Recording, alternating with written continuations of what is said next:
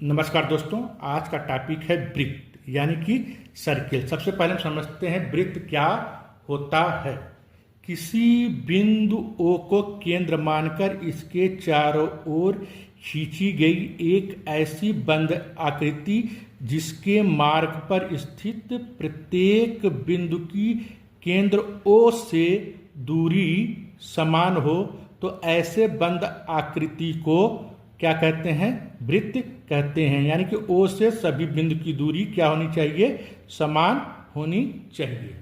अब हम बात करते हैं त्रिज्या की, रेडियस की। रेडियस किसे कहते हैं?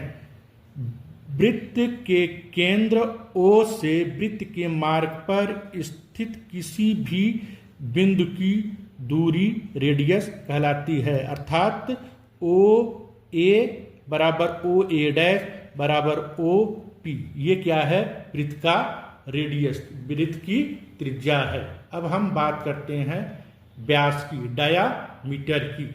किसी वृत्त के अंदर खींची गई सबसे लंबी सरल रेखा जो केंद्र से होकर गुजरती है उसको व्यास कहते हैं। व्यास हमेशा त्रिज्या का दुगुना होता है। व्यास बराबर 2 गुणे त्रिज्या, डायामीटर बराबर 2 गुणे रेडियस, यानी D बराबर 2R। अब हम बात करते हैं वृत्त की परिधि की। वृत्त की परिधि किसे कहते हैं? वृत्त के मार्ग को परिधि कहते हैं।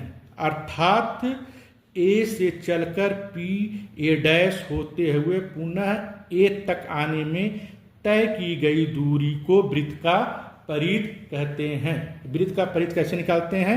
वृत्त का परिधि निकालने के लिए हम फार्मूला लेते हैं 2 गुणे पाई गुणे त्रिज्या, यानी 2 पाई R, यानी कि पाई गुणे D।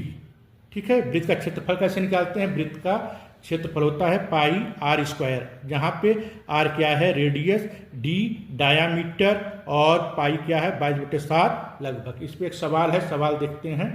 एक पहिया 2000 चक्कर में 44 किलोमीटर की दूरी तय करता है, उस पहिए का व्यास क्या है? अब हम देख रहे हैं कि 2000 चक्कर में 44 की, यानी कि 44,000 मीटर जाता है। तो एक चक्कर में 44,000 बट्टे 2000, ये कट गया, ये आ गया 22 मीटर, यानी कि पहिए की परिधि क्या आ गई? 22 मीटर। परिधि बराबर 2 पाई R, तो 22 बराबर 2 गुणे 22/7 गुणे R। तो R आ गया 22 गुणे 7 बट्टे 2 गुणे 22, 22 से 22 कट गया, 7/2 मीटर त्रिज्या आ गई।